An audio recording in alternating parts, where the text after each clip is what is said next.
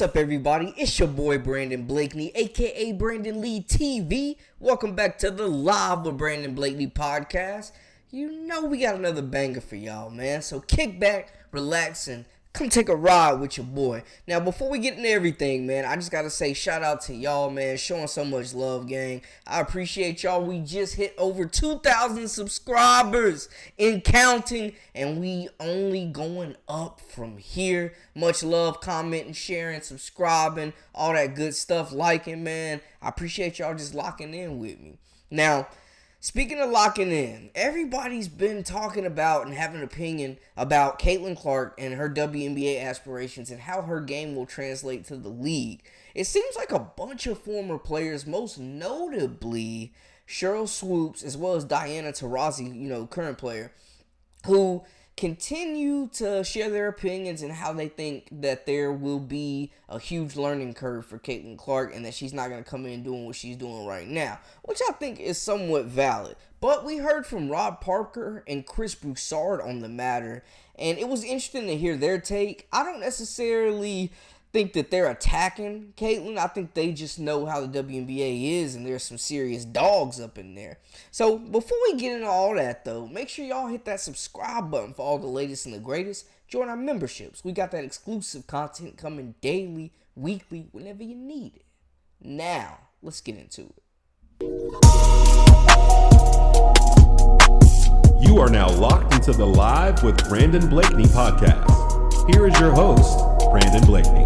Caitlyn Clark is pretty much locked in. Like, it's not official, but everyone is expecting her to go number 1 overall to the Indy Fever, where she will pair up with Aaliyah Boston, last year's Rookie of the Year, forming one of the most dynamic, I think, 1-2 punches from the jump in the WNBA. She's going to fill seats. We've already seen the impact of how ticket prices have doubled and tripled for some teams, and venues are getting moved, and it's just incredible to see before she's even drafted the impact that she's having on the league. With all the praise, though, there is going to be criticism, and before I even play the clip, I want to say I don't necessarily disagree with what Taurasi was saying, but Rob Parker makes a really good point about how it was the wrong time, and I do agree with that. Like, we're in the middle of the national championship game. She goes for 18 in the first quarter, and you're talking about how she ain't gonna be doing that in the WNBA. Like, it was kind of distasteful just for the timing, but I don't think that they have ill will or ill intent, behind those words. I think they're just vets talking like she's a rookie. You know what I'm saying? There is that learning curve. And of course, we'd be remiss, we'd be crazy not to think there's going to be some ups and downs and a learning curve. But as far as Caitlyn Clark, I think she's still going to be Caitlyn Clark in the WNBA. And Vegas already has odds for her winning the MVP. Now, that may be a stretch now. But let's start with Rookie of the Year. Anyways, it's been a hot topic, man. Sheryl Swoopes was on Gil's podcast talking about how her and Angel Reese were going to have some growing pains. Then we heard from Diana Taurasi and their simulcast. Breanna Stewart, Sue Bird were on there as well, sharing their opinions on the game, kind of like, what the Mannings do for football. And, it was interesting to hear those comments and then hear Chris Broussard, who thinks that she's going to be a bona fide superstar from day one. One of those, simulcast during the championship game where they were on screen, like Peyton Manning and Eli Manning do for Monday night football games, Thursday night football, whatever it is. And so they were talking during the game about Clark, and Diana Taurasi said something that caught a little heat. Here it is. Reality is coming. Okay. There's levels to this thing, and that's just life. We all went through it. Of course. And you see it on the NBA side, and you're going to see it on this side, where you look superhuman playing against 18-year-olds, but you're going to come with some grown women that have been playing professional basketball for a long time. Not saying that it's not going to translate, because when you're great at what you do, you're just going to get better. But there is going to be a transition period where you're going to have to give yourself some grace as a rookie. It might take a little bit longer for some people. I'm gonna be honest, and I don't watch much WNBA, so maybe I'm wrong. I think Caitlyn Clark gonna step into the WNBA and go berserk. I think she's gonna put up big numbers in the WNBA just like she does in women's college basketball. I mean, I'm not saying she'll be that dominant, but I don't know. Maybe I'm ignorant of the WNBA and I don't watch it very often. So, okay, that's possible. But I think she's going to get busy in the WNBA. And Rob, most, not all, but so many of the great ones in the NBA. And, you can take out the high school guys because obviously there's a learning curve there from going high school to the pros. Even so, LeBron still played well as a rookie, averaged 20. But Jordan, Bird, Magic, obviously the big guys, Kareem, Olajuwon, all those guys. Rob, they all stepped in. And here's the thing. She's not a one and done. She's coming in after 4 years of college. I think she's ready. So, we'll see. But I think she's going to do her thing in college. This is the issue I have. Shame on them, Chris. Taurasi? Yeah, shame on them to talk down to her and about what to expect in the WNBA because that's not the moment for that. She's still in college.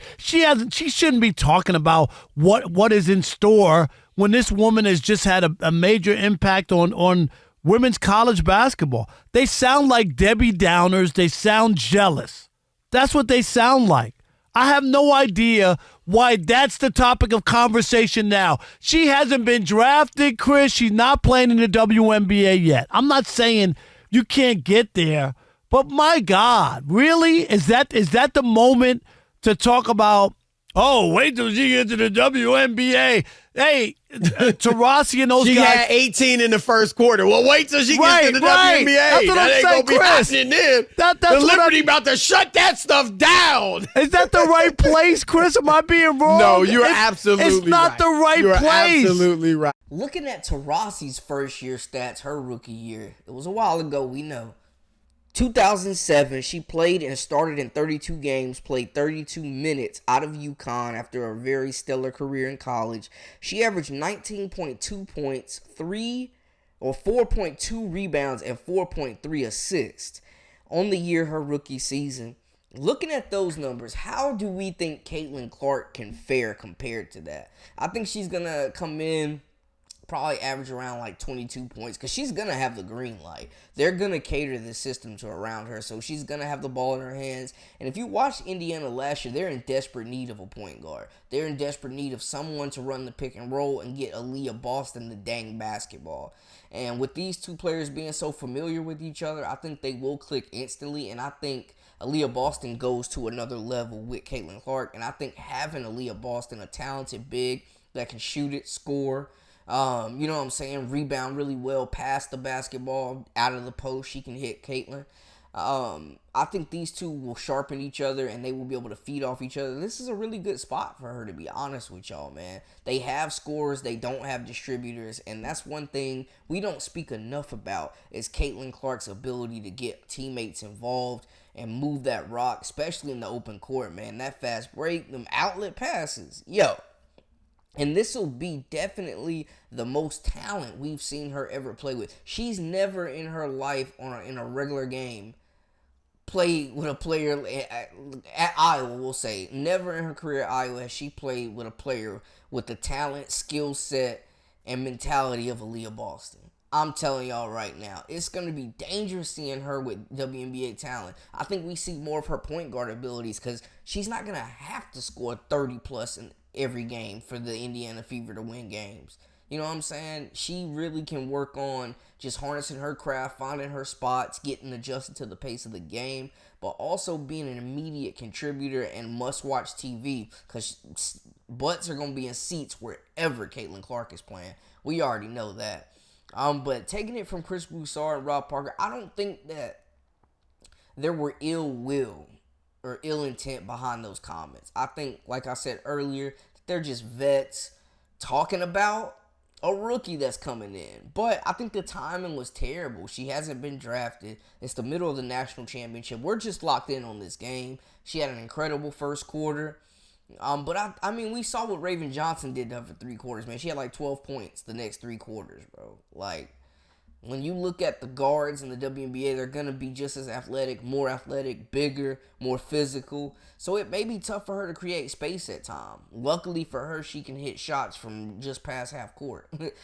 So there's that. But the same things, I think, where people were challenging her athletic ability and her ability to create separation, which, I think, that could be a struggle. But her being able to play off ball, constantly move. We see the Steph Curry in her game where she's going to be constantly moving. She's going to get her shot off. And some of the same similarities and the deficiencies people were trying to point out in Steph's game is what we're hearing about Caitlyn Clark right now to this moment. There's just mad similarities between them. And her coming in with that reputation of people considering her the GOAT of women's college basketball, that is going to put a target on her back. And I think that's what it is. Clark's going to get everybody's best shot every given night. But it's been like that her whole career, so she's used to that. But I think she comes in and interjects some new blood into the WNBA and catapults them. We've seen what she did with college women's hoops, man. Going from 12 million all the way up to over 18 million views.